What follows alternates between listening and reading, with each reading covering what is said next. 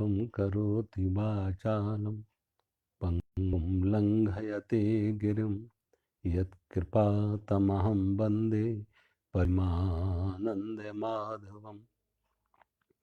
गुरुर्ब्रह्मा गुरुर्विष्णु गुरुर्देवो महेश्वरा गुरु साक्षात् परं ब्रह्म तस्मै श्री गुरुवे नमः। सर्वे भवन्तु सुखिनः, सर्वे सन्तु निरामया, सर्वे भद्राणि पश्यन्तु मा कश्चित् दुःखभाग् भवेत्। कर्पूरगौरं करुणावतारं संसारसारं भुजगेन्द्रहारं सदा हृदयारविन्दे भवं भवानी सहितं नमामि। ओम शांति।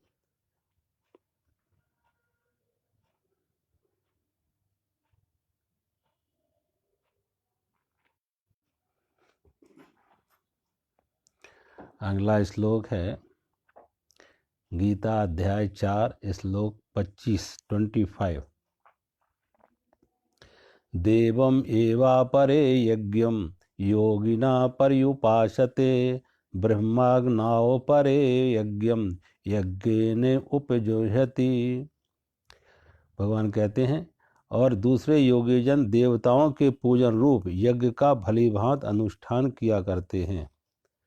देवताओं के पूजन रूप यज्ञ का भलीभांत अनुष्ठान किया करते हैं और अन्य योगीजन परम ब्रह्म परमात्मा के अग्नि रूप अभेद दर्शन रूप यज्ञ के द्वारा आत्म रूप यज्ञ का हवन किया करते हैं।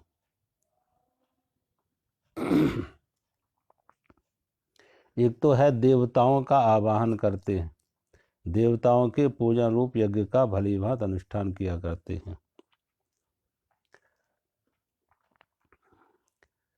यहाँ इतना ही अर्थ है कि एक योगी निष्काम कर्मयोगी कामना मुक्त होके, अहंकार मुक्त होके, आसक्ति मुक्त होके, आशा मुक्त होके, ममता मुक्त होके जो वो काम कर रहा है सेवा के, वो परोपकार के काम, सेवा के काम, वो सभी के हित में परमात्मा को समर्पित करके कर रहा, भगवान को समर्पित होके कर रहा। तो परमात्मा का समर्पण होके कर्म करना, ये देवताओं का पूजन आ गया कि ये देवता, क्योंकि सभी देवता परमात्मा से ऊपर नहीं है। अच्छा, दूसरी बात, देवता शब्द का ये भी अर्थ है, एक तो है देवता अर्थ शब्द का अर्थ है प्रकाशक, जो हमें ज्ञान देते हैं, रोशनी देते हैं। तो ज्ञान कहाँ से हमें अपने अंदर जो हमारी मन बुद्धि है, चेतना है, वो ज्ञान का प्रकाशक है। असल में ज्ञान का प्रकाशक हमारी मन बुद्धि, चेतना मन बुद्धि के माध्यम से ज्ञान का प्रकाशन करती है। बाहर वस्तु क्या है, व्यक्ति क्या है, तो उसका अनुभव, उसका ज्ञान, अनुभूति, समझ कैसे आती है, मन बुद्धि का कारण बनते हैं, कर्ण बनते हैं, इंस्ट्रूमेंट बनते हैं, लेकिन उसके पीछे चेतन, परमात्मा की शक्ति, आत्मा की शक्ति। तो चेतन के द्वारा उसका ज्ञान हो जाना।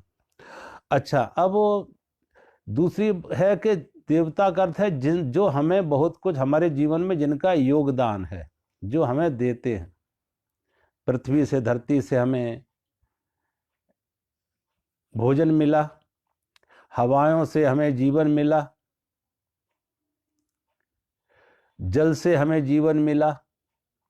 तो जिन से हमारा जीवन जुड़ा है, पृथ्वी से, जल से, वायु से, आकाश से, अग्नि से, जो हमारा जीवन जुड़ा है, तो उन्होंने हमें दिया, क्योंकि जीवन इन 5 तत्वों से बना, जल पावक गगन से, इन 5 तत्वों से हमारा शरीर बना है। लेकिन हमने बदले में इनको क्या दिया? आज जो बड़ी सारी दुनिया में एक समस्या है प्रदूषण की, आखिर क्यों है? कि जो हमें जीवन दे रहे हैं, हम उनको प्रदूषण दे रहे हैं।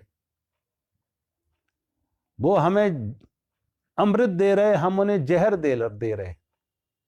प्रदूषण प्रकृति से नहीं होता, प्रदूषण मनुष्य के द्वारा हो रहा है। जमीन को जहरीली करना, हवा को जहरीला करना, जल को जहरीला करना, वृक्षों का काटना, ये कौन कर रहा है?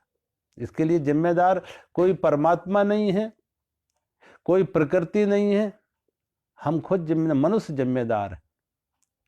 तो जिस पंच तत्वों से हमारा जीवन जुड़ा हुआ है, अब सोचो, अगर जमीन जहरीली हो जाए तो जो अनाज पैदा होगा वो जहरीला होगा, हवा जहरीली हो जाए, जल जहरीला हो जाए, तो हमारा जीवन कैसे संभव होगा।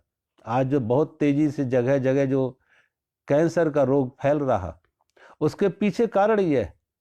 खास तौर से मैं जब पंजाब के भटिंडा डिस्ट्रिक्ट में जाते तो वहाँ से एक ट्रेन जाती है जो कैंसर के रोगियों को लेके जाती है गंगानगर, और पूरी गाड़ी फुल होती है कैंसर के रोगियों से। अब इतनी तेजी से कैंसर क्यों फैल रहा कि किसानों ने खेती में ज़्यादा केमिकल फर्टिलाइजर डाला जाए, ज़्यादा पेस्टिसाइड डाले जाए, कीटनाशक दवाइयाँ डाली जाए। परिणाम क्या हुआ कि वो ज़मीन जहरीली हो गई। अब ज़मीन जब जहरीली है तो जो ज़मीन पे अनाज उत्पादन करोगे, सब्जियां उगाओगे, वो जहरीली होगी। गेहूं जहरीला हुआ, सब्जियां जहरीली हुई, दालें जहरीली हुई। अब वही केमिकल फर्टिलाइजर पेस्टिसाइड पानी के जमीन में मिल गया, जाके अंदर धीरे धीरे पानी के जमीन में मिल गया, जमीन का पानी जहरीला हो गया।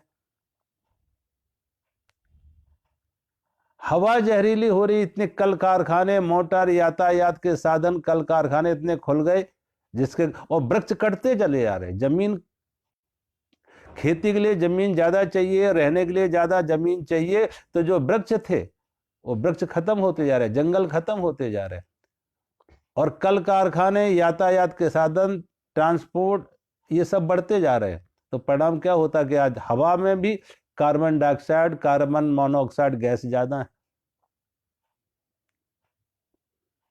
तो जब जमीन जहरीली हो, अनाज जहरीला है, जल जहरीला है, हवा जहरीली, आदमी का जीवन कैसे संभव होगा, स्वस्थ जीवन कैसे हो पाएगा, रोगग्रस्त होगा, मौत आएगी। तो इसलिए हम, प्रकृति ने हमें दिया है, हमने प्रकृति को बदले में क्या दिया है, तो प्रकृति को प्रदूषण मुक्त रखना, ये है प्रकृति के, ये देवताओं का यज्ञ है, ये भी देवताओं का यज्ञ है। आज के समय में कुछ लोग यज्ञ का अर्थ एक मात्र ये लगा रहे थे कि यज्ञ माने आहुति देना, आग में घी डालना, आग में घी डालना उसे यज्ञ मान लेते हैं, आग में अनाज डालना यज्ञ मान लेते हैं। वो तो ऐसे है जैसे, अब हुआ क्या है कि भगवान यहाँ प्रतीक दे रहे हैं। अगर प्रतीकों को ही, इशारों को ही कोई पूजने लगे, पकड़ ले, मील के पत्थर पे लिखा है कि यहां से दिल्ली 200 मील है, और दिल्ली लिखा देख के कोई मील के पत्थर को पूजने लगे तो दिल्ली ना पहुंच पाएगा। किसी गुरु ने, किसी संत ने इशारा किया कि चांद वो है, और वो किसी गुरु की उंगली पकड़ ले और उससे आगे दृष्टि ना ले जाए कि उंगली पूजने लगे।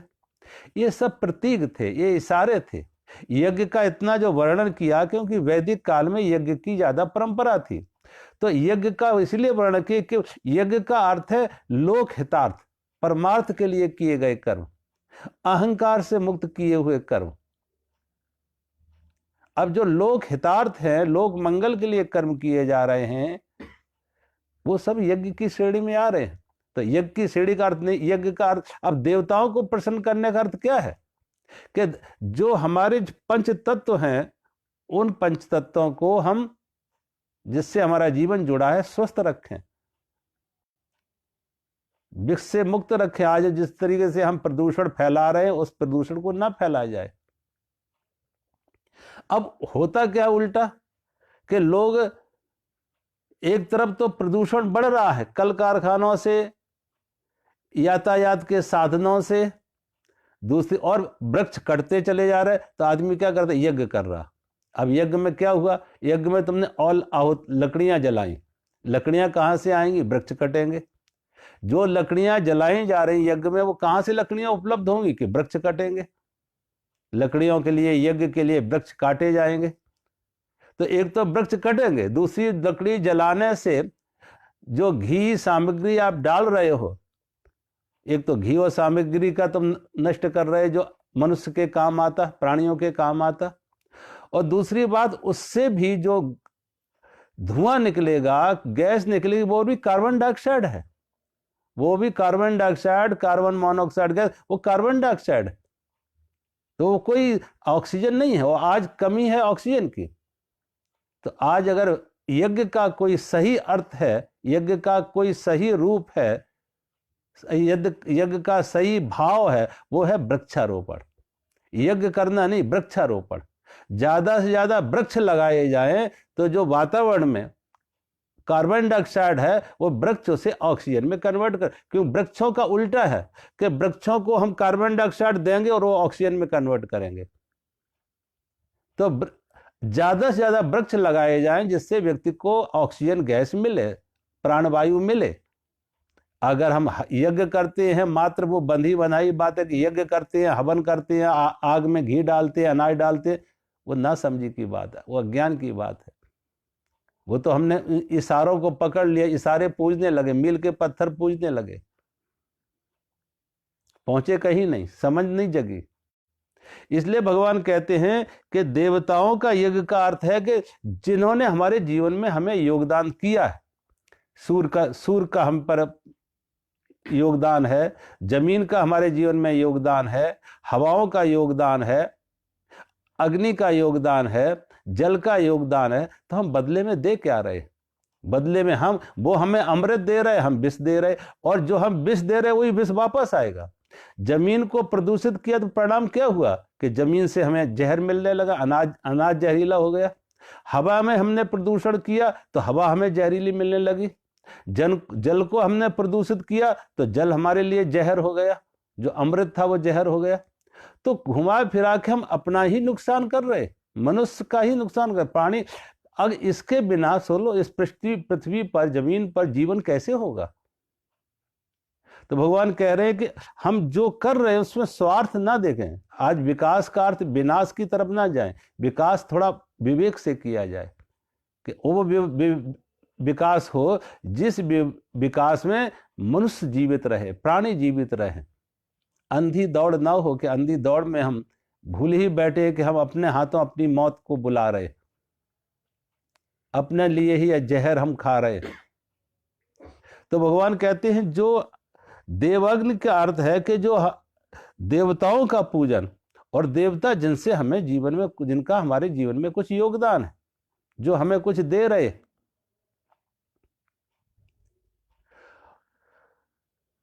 दूसरी बात भगवान कह रहे हैं, जो यज्ञ का भली भांत परब्रह्म परमात्मा में अग्नि में अभेद दर्शन रूप यज्ञ के द्वारा आत्म रूप यज्ञ का हवन किया करते हैं।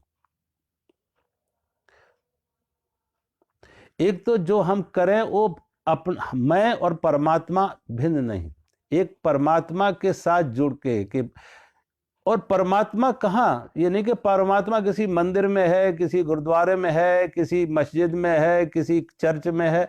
परमात्मा कहाँ? इस सृष्टि में सर्वत्र परमात्मा है। जो हमारे आसपास पशु, प्राणी, पक्षी, वृक्ष, लता, पहाड़, नदियां, मैदान, जो भी आसपास इस परमात्मा की बनाई हुई सृष्टि है, ये परमात्मा का ही रूप है। तो जो परमात्मा की सृष्टि के साथ और इस भाव से करें कि मैं नहीं, परमात्मा ही कर रहा, हम स्वयं भी परमात्मा से भिन्न नहीं। जैसे जैसे हम गहरे अंतर्मुखी होंगे, चेतना में उतरेंगे, तो देखेंगे जो हमारी चेतना है वही चेतना का विस्तार है, चेतना का ही विस्तार है। अगर हमने सागर मान लिया कि मैं चेतन हूं, सागर है, तो हर लहर के साथ तादात्म्य होगा, हर लहर में मैं हूं। फिर किसी के प्रति हिंसा का, वैर का, द्वेष का भाव ना रहेगा।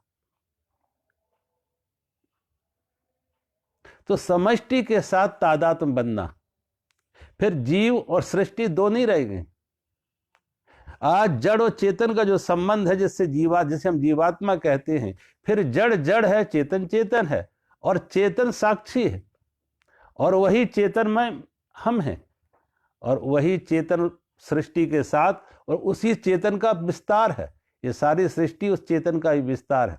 सागर के किनारे जाए, अनेक लहरें होंगी, तरंगे होंगी, पानी के बुदबुदे होंगे, लेकिन वो सब सागर के ही रूप है, भिन्न भिन्न सागर के रूप है। ऐसे ही परमात्मा का ही, सारी सृष्टि परमात्मा का ही विस्तार है।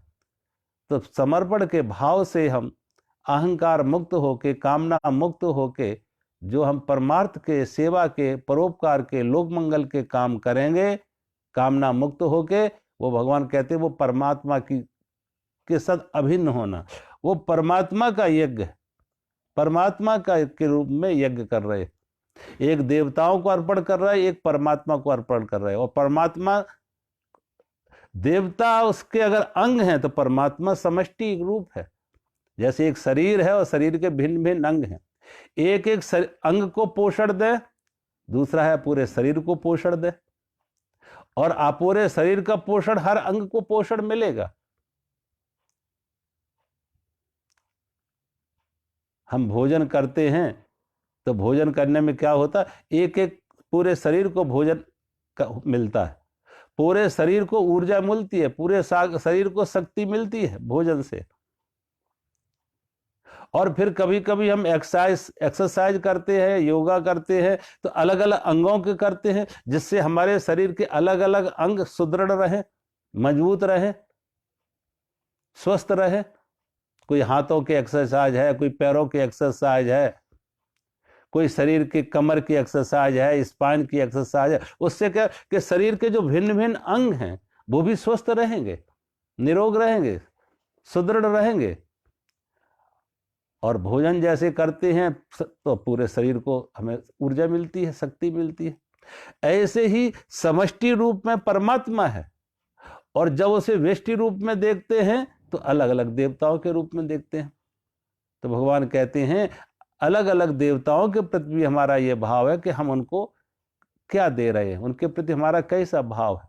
जब हमने कहा ना, जैसे हवा को, जल को, पृथ्वी को, हम पृथ्वी को माता कहते हैं, हवा को भी पवन देवता कहते हैं, अग्नि को अग्नि देवता कहते हैं, जल को जल देवता कहते हैं, वरुण कहते हैं, वरुण देवता। ऐसे वो देवता है। अब उन देवताओं को जो हम देते हैं वही हमें वो देंगे। अगर हमने उन्हें जहर दिया तो हमें अमृत कहाँ से मिलेगा? उन्हें हमने जहर दिया तो वो हमें जहर देते हैं, हम उन्हें अमृत देंगे तो हमें अमृत मिलेगा। हमने जमीन में जैसा बीज डाला वैसा फल आ जाएगा। वो दोष जमीन का नहीं है, वो दोष हमारा कि हमने अगर जहर का बीज बोया तो जहर आया, और अमृत का बीज बोया तो अमृत आया। ऐसे ही वरुण देवता, अब वरुण देवता को किसी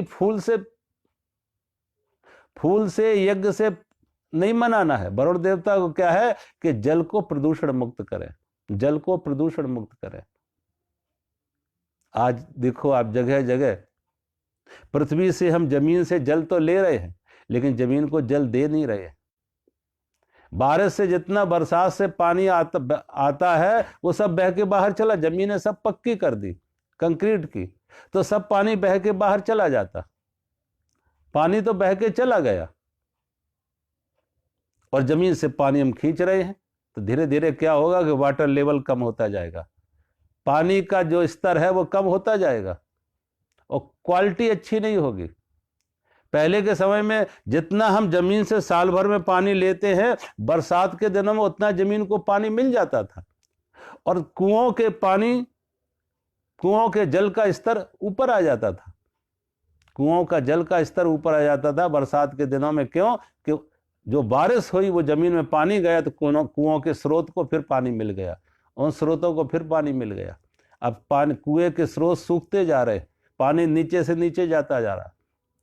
और दूसरी तरफ हम वरुण की पूजा खूब कर रहे और यज्ञ करेंगे, वरुण देवता को मनाने के लिए यज्ञ करेंगे।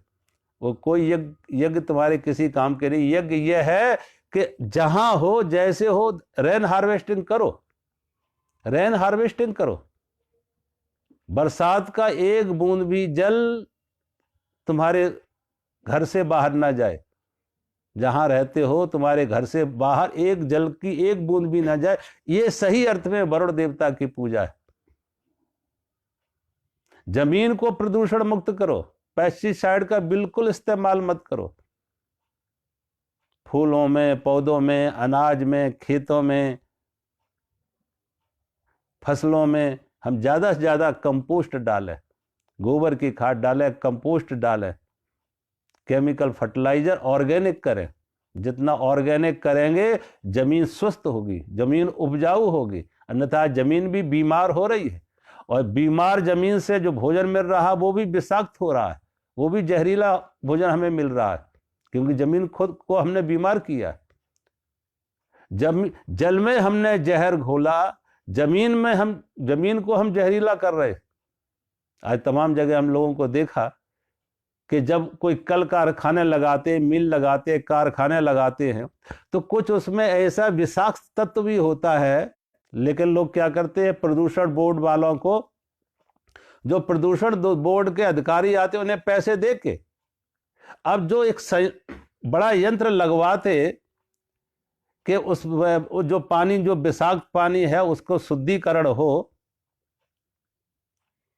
तो वो शुद्धिकरण में अब लाखों रुपए लगेंगे। तो वो शुद्धिकरण ना करके वो पानी को क्या करते हैं कि जमीन में बोरिंग करके डाल देते हैं, जमीन में ही बोरिंग करके डाल देते हैं। तो जमीन में जो वो जहरीला पानी कल कारखानों का जमीन के अंदर जाएगा, वो जमीन के पानी को भी जहरीला करेगा। होना तो ये चाहिए कि उसके साथ में ट्रीटमेंट प्लांट लगाए जाए। आज देखो दिल्ली से, आज जमुना पूरी की पूरी जहरीली है। क्यों? कि जमुना में जमुना का जल नहीं है, सारे के सारे दिल्ली के नाले आ रहे हैं और कल कारखानों का विषाक्त पानी जल आ रहा है, जहरीला पानी आ रहा है, जो बिना ट्रीटमेंट किए इन कल कारखानों वालों ने बिना ट्रीटमेंट किए सीधा का सीधा पानी जमुना में डाल दिया, तो जमुना का पानी जहरीला हो गया। और जमुना के किनारे सुप्रीम कोर्ट का भी ऑर्डर आया था कि जमुना के किनारे जो लोग खेती करते हैं, सब्जियां उगाते हैं, वो सब्जियां जहरीली, फसलें जहरीली हो रही, अनाज जहरीला हो रहा। अब सोचो, एक तरफ हम जमुना का पूजन करते, गंगा का पूजन करते, नदियों का पूजन करते, यही पूजन है हमारा। पूजन करते, फूल करते हैं, यज्ञ करते हैं, हवन करते हैं, और दूसरी तरफ हम जमीन पानी को जहरीला कर रहे, जमीन को जहरीला कर रहे। तो अगर जमीन जहरीली होगी, हवा जहरीली होगा, जल जहरीला होगा, तो सोचो ये पूजा होगा, जीवन अच्छा होगा। अन्यथा हम खुद अपने हाथों ही अपने लिए मौत बुला रहे। और फिर समष्टि, सारी सृष्टि के प्रति हमारे मन में एक मैत्री भाव हो, पशु पक्षियों के प्रति मैत्री भाव हो, वृक्ष लताओं के प्रति मैत्री भाव हो। कभी कभी लोग अनावश्यक रूप से वृक्ष काटते, उन्हें ना समझ नहीं है कि देखो उन वृक्षों में जीवन है और वो वृक्ष हमें कितना कुछ दे रहे हैं। आज वृक्षों का अभाव हो रहा है, उसी के कारण से तो कार्बन डाइऑक्साइड गैस बन रही है, ऑक्सीजन की कमी आ रही है।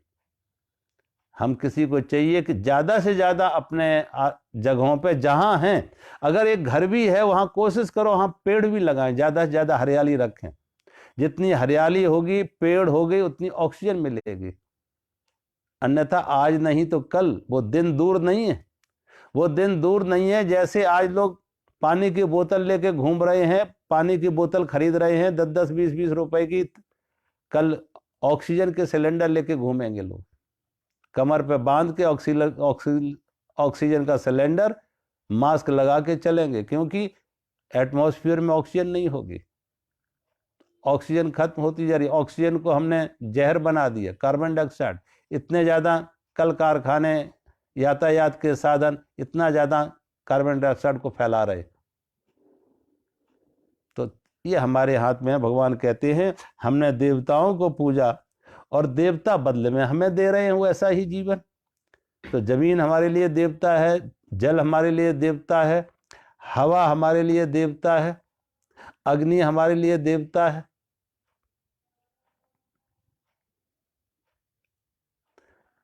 तो इन देवताओं, और फिर समष्टि रूप में हम देखते हैं कि जो समष्टि रूप में है वो सारी प्रकृति के, सारी सृष्टि के प्रति, पशु पक्षियों के प्रति भी किसी के प्रति हिंसा का भाव ना, क्रूरता ना हो।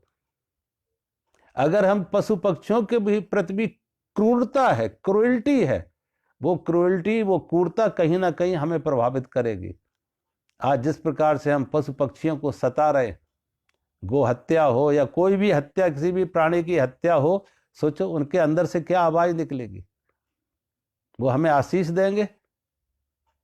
और अगर उनकी अंतरात्मा से बद्दुआ आ रही है, हमने क्रूरल्टी दिखाई, तो प्रकृति भी हमारे प्रति क्रूरल्टी दिखाएगा। ये प्रकृति भी हमें तरह हमारे प्रति क्रूरता दिखाएगा। ये तरह तरह के बहुत बार ये आते हैं जो नेचुरल डिसास्टर। बहुत बड़ा कारण ये भी है कि हम प्राणियों के प्रति, पशुओं के प्रति, वृक्षों के प्रति कहीं करुणा नहीं है, प्रेम नहीं है, अहिंसा नहीं है, तो उसका दुष्परिणाम हमें भी फिर कहीं ना कहीं सामूहिक रूप से भोगना पड़ेगा। जैसा हम बाहर देंगे वही हम पे वापस भी लौटेगा। अगले श्लोक में भगवान कह रहे हैं, श्रोतादीन इंद्रियाण अन्ये संयमाग्नि सुजोहति शब्दानि विषयान अन्ये इंद्रियाग्नि सुजोहति। भगवान कहते हैं, अन्य योगी जन स्रोत आदि समस्त इंद्रियों को संयम रूप अग्नियों में हवन किया करते हैं, और दूसरे योगी लोग शब्दादि समस्त विषयों को इंद्रिय रूप अग्नि में हवन किया करते हैं। तो एक तो भगवान कह रहे हैं, अन्य योगी जन स्रोत आदि, मतलब शब्द स्पर्श रूप रस, जितने हमारे आँख नाक कान, जितनी ज्ञानेंद्रियाएं हैं, ज्ञानेंद्रिय कर्मेंद्रियाएं हैं, स्रोत आदि समस्त इंद्रियों को संयम रूप अग्नि में, ज्ञानेंद्रियों को संयम रूप अग्नि में हवन किया करते हैं।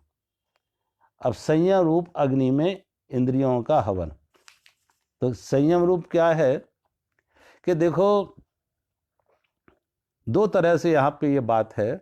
एक तो यह है कि कभी कोई बीमार हो जाता तो कुछ समय के लिए ऐसे व्यक्ति अपने को हॉस्पिटल में जाके एडमिट करता है, हॉस्पिटल में एडमिट होता है, हॉस्पिटलाइज होता है। क्यों?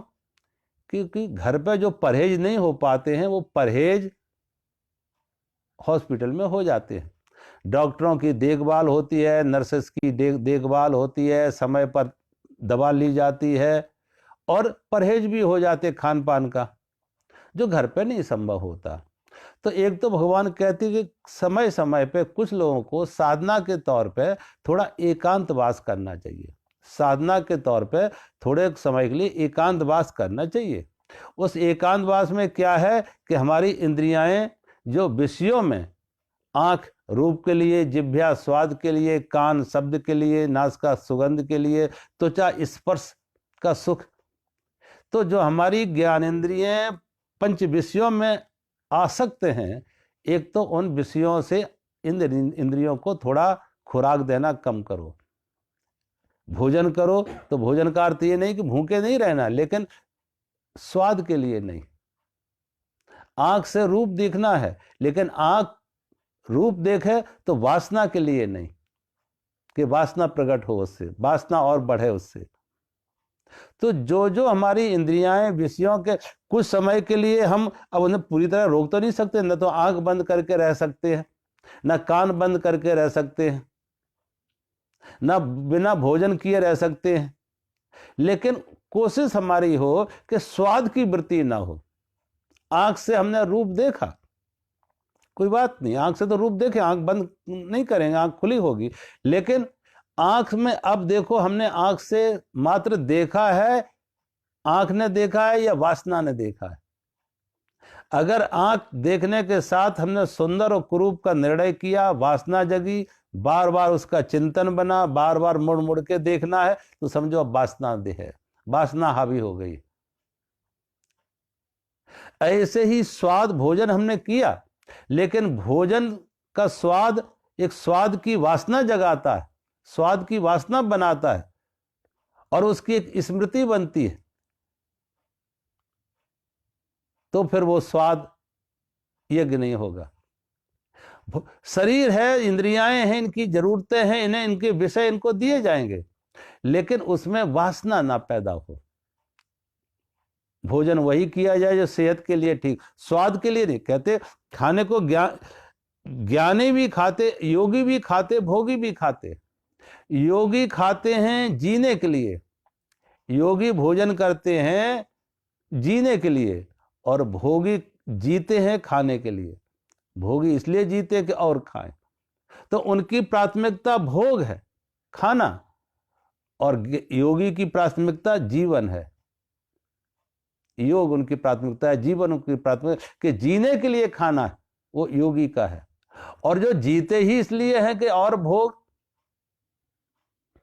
तो प्राथमिकता हमारी भोग ना हो, योग हो। प्राथमिकता हमारी वासना ना हो, हमारी जरूरत हो। एक वासना है, एक जरूरत है। तो वासना नहीं, आंख से देखना है लेकिन वासना की से नहीं देखना है। जीभ से भोजन भी करना है लेकिन वासना के लिए नहीं। स्पर्श भी होगा और कोमल कठोर स्पर्श का बोध भी होगा, लेकिन वो स्पर्श वासना ना जगाए, वो स्पर्श वासना ना जगाए।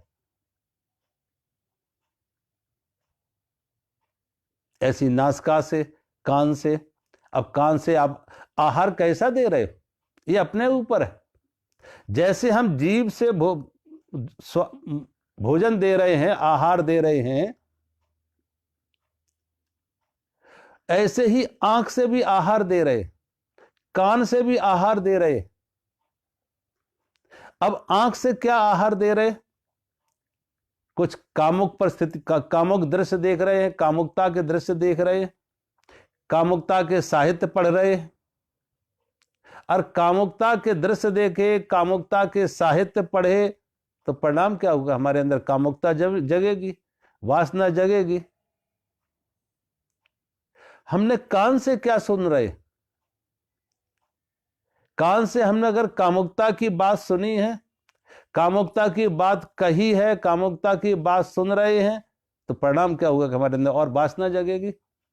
और अगर इन्हीं कानों से हमने महापुरुषों के अच्छे विचार सुने हैं, अच्छा सत्संग सुना है, अच्छे भजन, अच्छे गीत सुने हैं, तो अच्छे संस्कार आते हैं, अच्छी भाव भक्ति बनती है। तो हम ज्ञानेंद्रियों के माध्यम से, अपने ज्ञानेंद्रियों से जो आहार कैसा दे रहे, तो उसमें हमारे अंदर एक सजगता हो, होश हो, मूर्छा में ये सब ना, होश पूर्वक, और उसके पीछे विवेक हो। विवेक होगा तो विवेक निर्णय कर सकेगा, ये ठीक है, ये गलत है, ये शुभ है, ये अशुभ है, ये विष है, ये अमृत है, ये हमारे हित में है, ये हित में नहीं है, ये श्रेयकर है, ये अश्रेयकर है। तो इन विषयों के पीछे भी, इंद्रियों के पीछे भी हमारा विवेक जागृत होना चाहिए। तो एक तो यह है कि हमने इंद्रियों को विषयों से अलग किया का अर्थ है कि वासना से अलग किया। विषयों से अलग नहीं किया, वासना से अलग किया, कामना से अलग किया, आसक्ति से अलग किया, तादात्म्य नहीं बनाया उन विषयों के साथ। और फिर विषयों को हमने, शब्दादि समस्त विषयों को इंद्रिय रूप अग्नि में हवन किया। तो हमने अब विषयों को, अब इंद्रियां हमारी जागरूक हैं। देखो, एक भोगी और योगी में इंद्रियां इतनी जागरूक हैं, भोग तो आएंगे, रूप भी आएगा, स्वाद भी आएगा, सुगंध भी आएगी, स्पर्श भी होगा, लेकिन उससे वासना नहीं बनेगी। इंद्रियां में इतनी परिपक्वता आ गई, इतनी समझ आ गई, क्योंकि उनके पीछे विवेक है। विवेक बताएगा कि ये स्वाद, जो स्वाद लग रहा है, ये भी शुगर कोटेड जहर है। स्वाद तो लग रहा है, अब डायबिटीज है किसी को और मीठा ज्यादा खाएगा, तो परिणाम क्या होगा? परिणाम ये होगा कि उसकी डायबिटीज और बढ़ जाएगी। जीभ तो कहेगी गुलाब जामुन अच्छा है, जीभ तो कहेगी कोई भी भोजन अच्छा है, रसमलाई अच्छी है, जीभ तो कहेगी, लेकिन जो पीछे विवेक खड़ा हुआ वो कहेगा ये तुम्हारे लिए स्वाद ना देखो, ये जहर है, इससे तुम्हारा रोग बढ़ेगा, बीमारी बढ़ेगी, तला हुआ ज्यादा खाओगे बीमारी बढ़ाएगी। तो इन इंद्रियों के पीछे जब विवेक जागृत हो जाता, तो हम विषय तो आएंगे, लेकिन हम वो उन्हीं विषयों को एंट्री देंगे प्रवेश देंगे जो हमारे सेहत के लिए ठीक है, जो हमारे स्वास्थ्य को ठीक रखे, हमारे मन को ठीक रखे। मन से स्वास्थ्य ठीक तभी रखेगा जब मन भी स्वस्थ हो।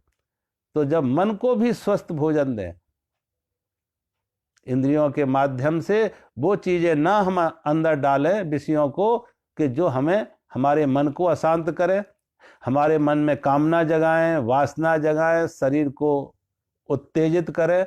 परिणाम क्या होगा? अगर शरीर को उत्तेजित करेंगे, वासना जगाएंगे, कामुकता जगाएंगे, तो उसका फिर शरीर पर असर होगा। मन भी रुग्ण होगा और शरीर भी रुग्ण होगा। मन भी बीमार होगा, शरीर भी बीमार होगा।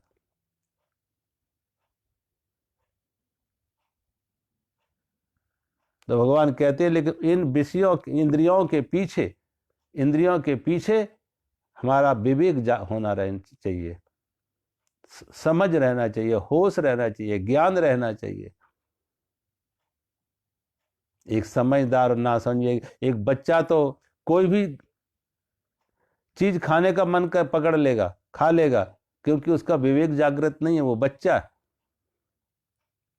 वो स्वाद में खा लेगा। लेकिन जो समझदार है, प्रौढ़ है, ज्ञानी है, वो समझ रहा है कि ये देखने में अच्छा लग रहा है और स्वाद भी अच्छा है, लेकिन इसका जो प्रभाव होगा, असर होगा शरीर पर, वो जहरीला है, वो विषाक्त है। तो उसको इनकार कर देगा कि नहीं, हम इसे नहीं खा सकते।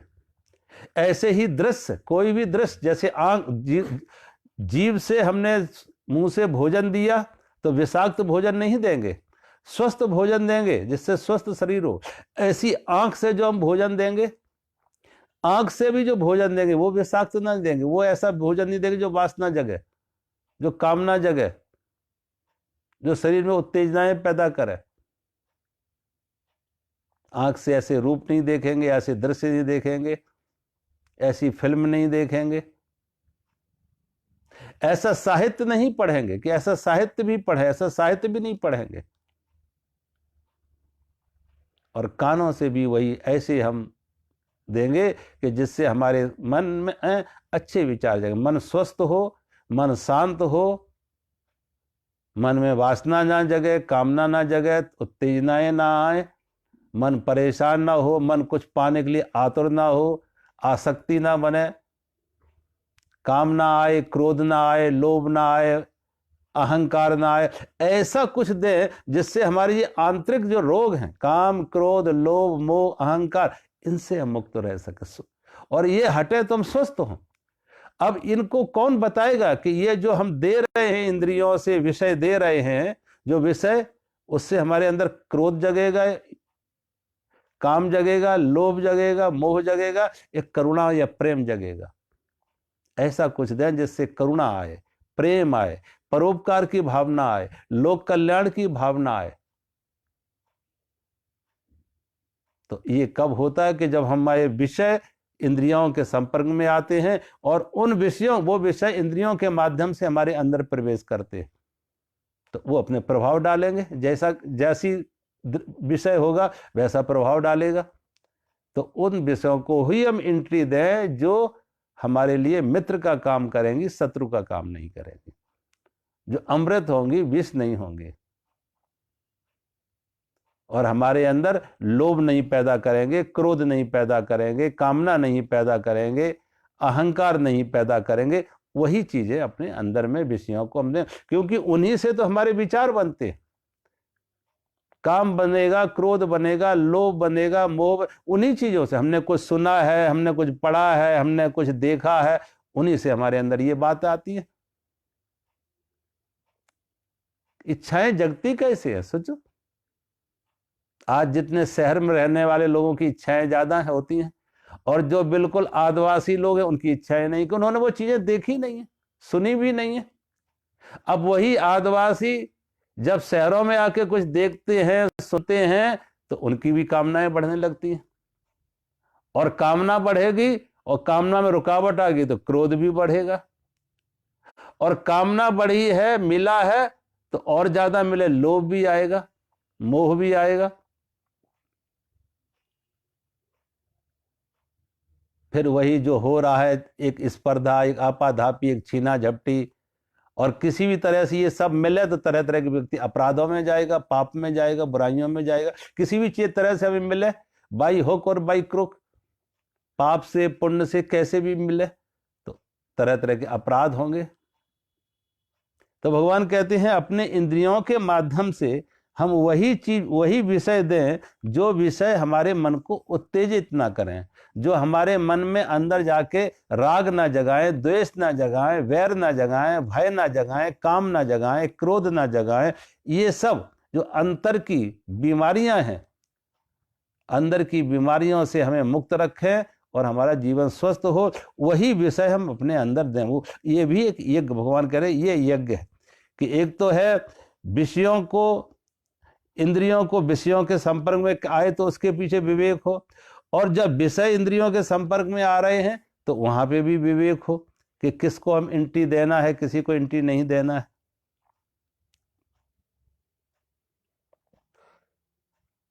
अगले श्लोक में भगवान कह रहे हैं सर्वाणि इंद्रिय कर्माणि प्राण कर्माणि चापरे आत्म संयम योगाग्नो जोहति ज्ञान दीप्यते।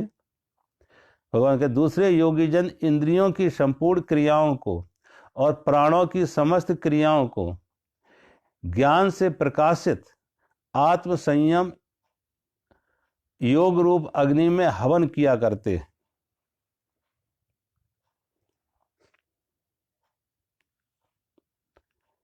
तो इसमें इंद्रियों की संपूर्ण क्रियाओं को और प्राणों की संपूर्ण क्रियाओं को, इंद्रिय और प्राण की संपूर्ण क्रियाओं को क्या है, आत्म संयम योग अग्नि में हवन करते हैं।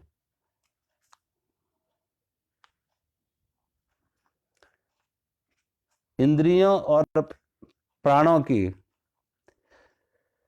इसमें मुख्य रूप से आप जैसे जैसे देखो ध्यान में जाएंगे, ध्यान की अभ्यास करेंगे, तो ध्यान के अभ्यास में आपको लगेगा कि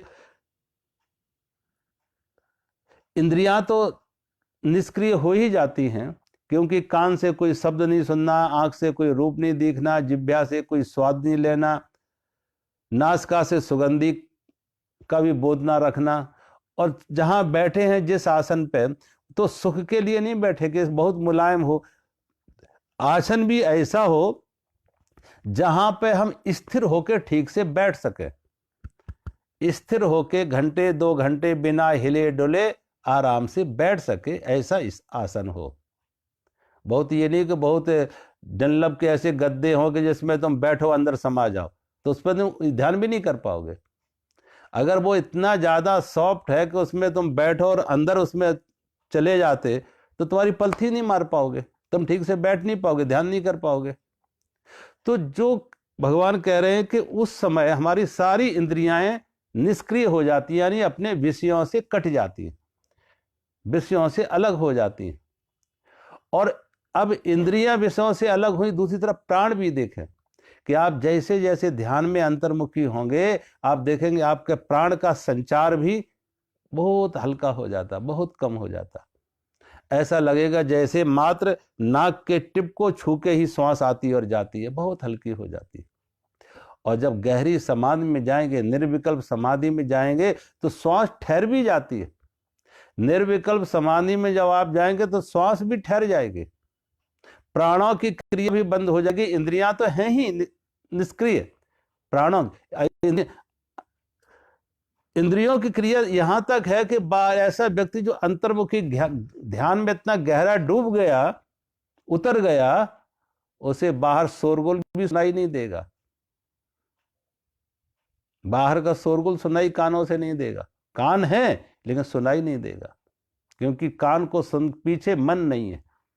वो मन को भी ट्रांससेंडेंट कर गए, इंटेलेक्ट और मन और बुद्धि से को ट्रांससेंडेंट कर उसका अतिक्रमण कर गया, आगे निकल गया।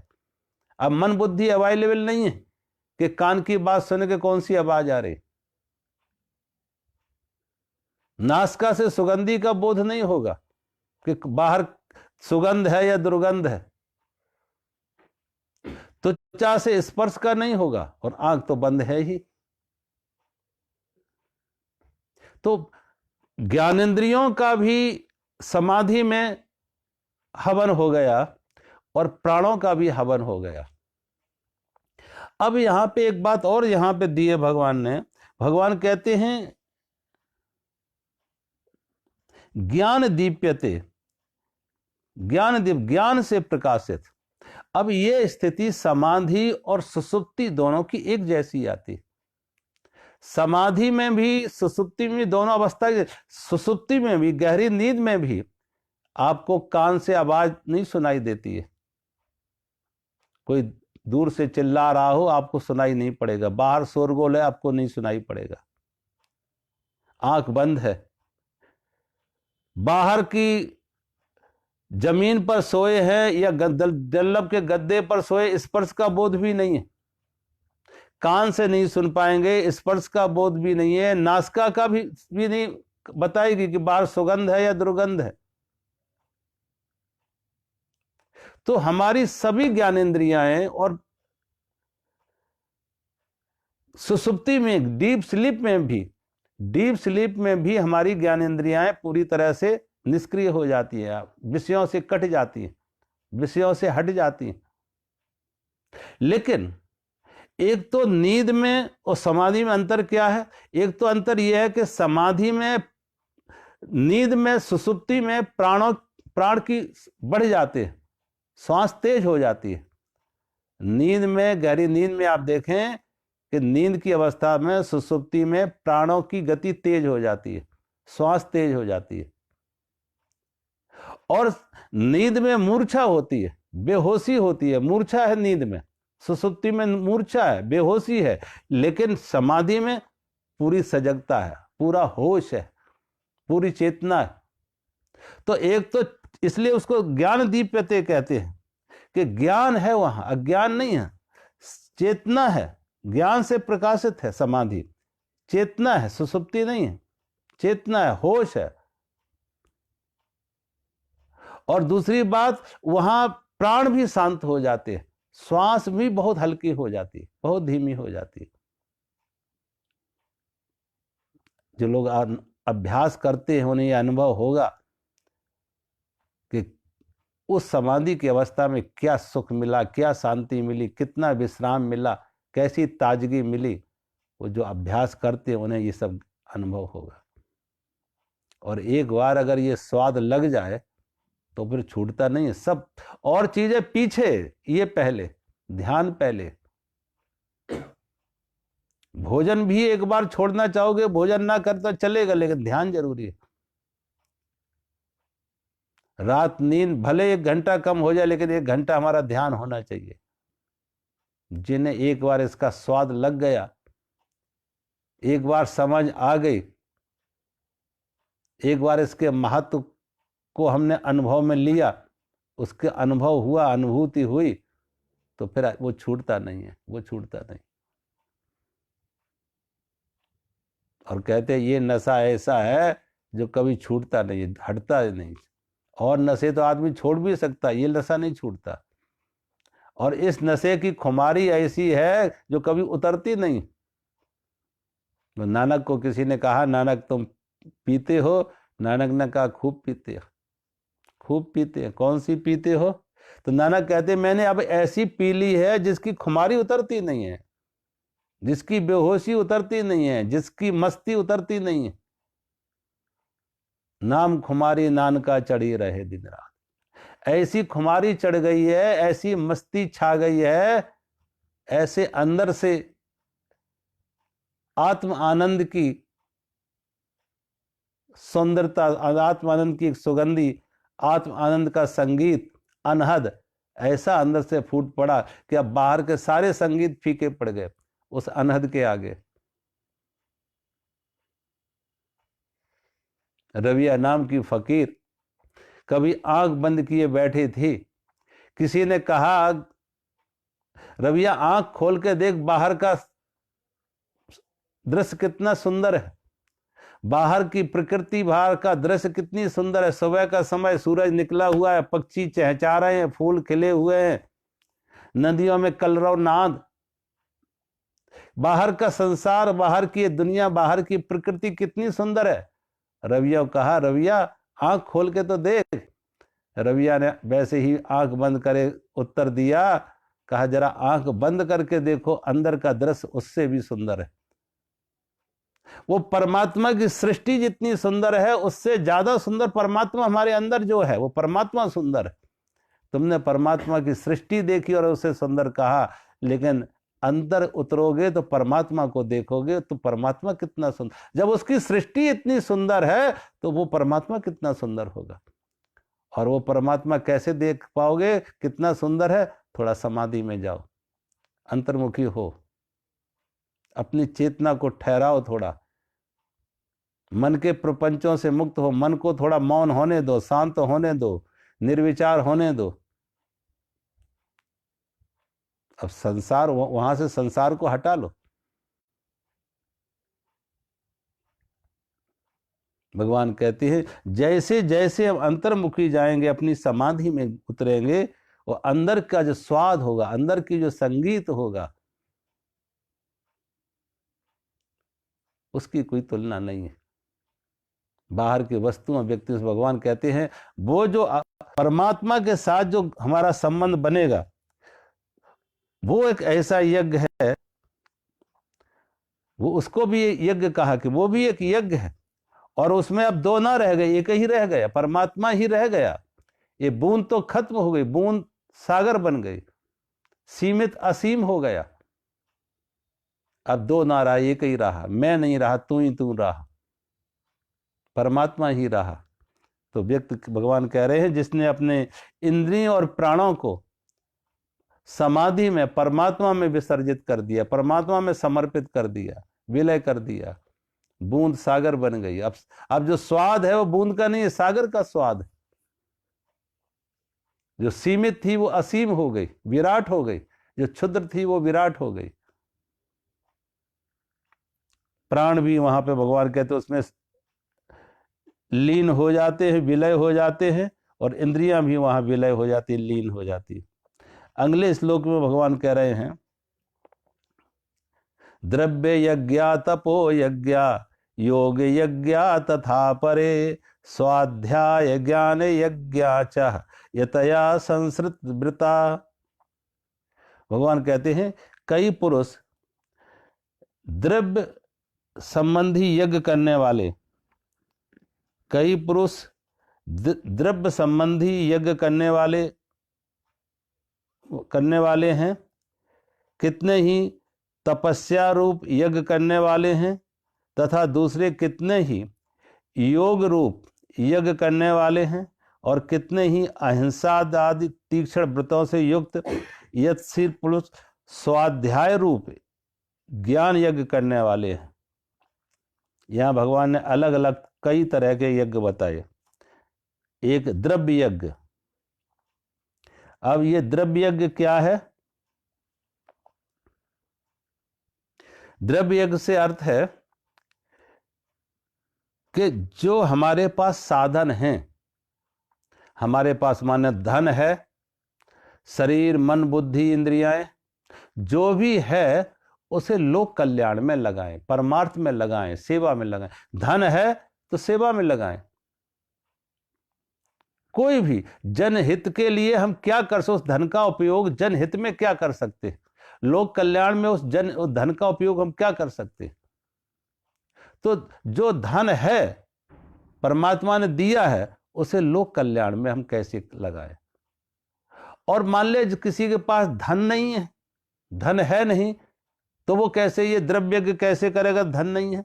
तो भगवान कहते ठीक है, अगर धन तो नहीं है, कम से कम शरीर है तुम्हारे पास, शरीर से सेवा करो। अगर शरीर भी नहीं है, कोई बीमार हो, बूढ़ा हो, शरीर भी नहीं है उसके पास, स्वस्थ, शक्ति नहीं है, श्रम सेवा करने की शक्ति नहीं है, तो कम से कम वाणी से अच्छी बातें लोगों को सुनाओ, धर्म का प्रचार प्रसार करो, अच्छी बातें दो, उत्साहवर्धक बातें दो, जिससे लोगों में सद्प्रेरणाएं जगह, सद्विचार आए, सद्कर्म हो। तो भगवान कहते जो है मेरे लिए हमारे पास, उसे परमार्थ में लगाएं, सेवा में लगाएं, परोपकार में लगाएं।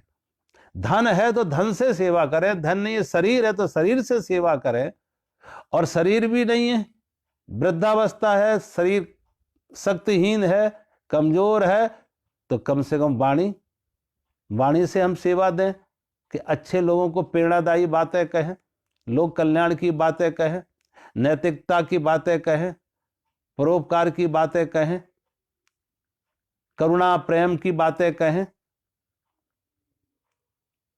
और अगर ये भी नहीं है कि कोई ये कहे कि वाणी नहीं, हमने वाणी से भी मौन ले रखा है कि कोई मौनी बाबा है, वाणी से मौन है, तो कम से कम अंतर्मन से प्रार्थना करें, सर्वे भवन्तु सुखिनः सर्वे सन्तु निरामया सर्वे भद्राणि पश्यन्तु मां कश्चित्।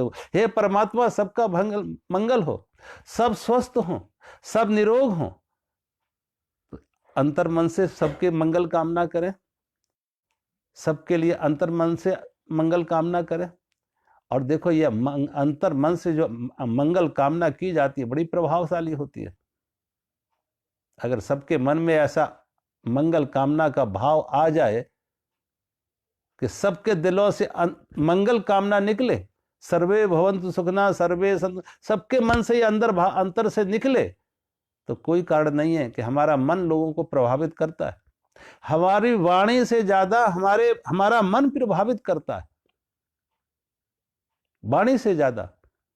कभी कभी आप देखें, एक व्यक्ति जो अंदर से क्रूरता है, उसके अंदर क्रूरल्टी है, अंदर से, ऊपर से मीठी मीठी करुणा की बातें कर रहा, अंदर से क्रूरल्टी है। आप उसके पास बैठे तो वो आपको प्रभावित नहीं करेगा, वो उसकी करुणा की बातें भी सब बनावटी लगेगी, ये सब बनावटी ऊपर के, अंदर तो इसके जहर भरा हुआ। और किसी मौनी बाबा के पास चले जाए, किसी संत के पास चले जाए, और संत ना भी बोले, संत मौन है, नहीं बोलेंगे, तो लेकिन उनके पास बैठ के तुम्हारे मन को शांति मिलेगी, एक सुगंधी मिलेगी। रही मन संगत साधु की ज्यों गंधी को बास, रही मन संगत साधु की ज्यों गंधी को बास, जो कछ गंधी दे नहीं तो भी बास सुबास। रहीमदास जी ने लिखा है, एक संत के पास बैठ के ऐसे ही है जैसे किसी इत्र बेचने वाले की दुकान पे जाओ, परफ्यूम की दुकान पे जाओ, और परफ्यूम ना भी खरीदो, सुगंध ना भी खरीदो, जब तक उसकी दुकान पर हो तुम्हारी नासिका को सुगंध मिलेगी। ऐसे संत के पास बैठ के तुम्हारे मन को शांति मिलेगी, वो सुगंधी, क्योंकि उसके मन खिला हुआ है, उसके मन में सबके प्रति सत संकल्प है, मंगल कामना है, शुभ कामना है। तो भगवान कहते हैं ऐसा व्यक्ति द्रव्य यज्ञ, तपो यज्ञ। अब तपो यज्ञ में भगवान कहते हैं कि हम कभी जब अच्छे काम करते हैं, भले काम करते हैं, तो जो प्रतिकूलता आए, व्यक्तियों के द्वारा निर्मित कोई प्रतिकूलता हो, या परंपराओं से कोई प्रतिकूलता हो, या किसी तरीके से प्राकृतिक कोई प्रतिकूलता हो, तो शुभ करने में, मंगल करने में, परमार्थ करने में, लोक कल्याण के काम करने में कहीं कोई प्रतिकूलता अगर आ रही है, तो उन प्रतिकूलताओं को भी, किसी भी तरह की प्रतिकूलता हो, उन प्रतिकूलताओं को भी प्रसन्नता पूर्वक स्वीकार कर लेना तप है। उन प्रतिकूलताओं को भी प्रसन्नता पूर्वक स्वीकार कर लेना, वो तप है। अच्छे काम में करोगे, हो सकता है लोग भी तुम्हारी निंदा करेंगे, विरोध भी करेंगे, गालियां भी निकालेंगे, अपशब्द भी कहेंगे, कष्ट भी दे सकते। स्वामी विवेकानंद कहते थे, कुछ भी अच्छा काम करो तो अच्छे काम में पहले लोग आपकी मजाक बनाएंगे, उपहास करेंगे, मजाक बनाएंगे, फिर रुकावट डालेंगे, अवरोध खड़ा करेंगे, और जब तुमने उनकी मजाक का भी ध्यान नहीं दिया, उनके विरोध पर ही ध्यान नहीं दिया, उनके अवरोध का भी ध्यान नहीं दिया, तो अंत में जाके लोग तुम्हें स्वीकार करेंगे। वो स्वीकार करें उससे पहले तैयार रहो कि वे तुम्हारी मजाक बनाएंगे, उपहास करेंगे, निंदा करेंगे, विरोध करेंगे, रुकावट डालेंगे, और इन सब को तुमने सहन कर लिया तपस्या समझ के कि ये तप है हमारा। लोग से अपेक्षा न रखो एकदम तो हमें लोग स्वीकार किया तप है, तो अंत में लोग स्वीकार करेंगे। तप यज्ञ, योग यज्ञ कह रहे भगवान, योग यज्ञ का अर्थ है योग समता, अंतःकरण की समता, कि सुख दुख में, मान अपमान में, लाभ हानि में, संयोग वियोग में अंतःकरण में एक समता बनाए रखे। योग अग्नि, योग यज्ञ के संयोग वियोग होगा, लाभ हानि होगी, सुख दुख होगा, मान अपमान होगा, स्तुति निंदा होगी, उनको भी हमें स्वीकार कर, अंतःकरण में दोनों को स्वीकार करके अंतःकरण में समता, अंतःकरण में विषम, अगर हमारे अंतःकरण में विषमता आ गई तो हम ही दुखी हो गए, फिर दूसरों को हम सुखी क्या बनाएंगे। विषमता में दुख है और समता में सुख है।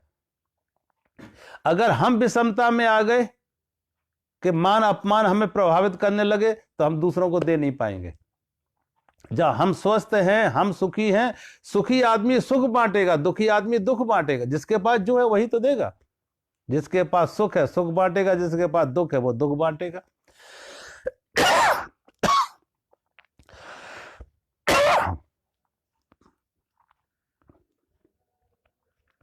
इसलिए भगवान कह रहे कि अंतःकरण का योग यज्ञ, योग यज्ञ का अर्थ है समता, कि उस हर परिस्थिति में चित्त में हम अंतःकरण में समता बनाए रखें। चलो आज हम यहीं विराम करते हैं, आगे कल लेंगे। हरि ओम। सभी को प्रणाम मेरा।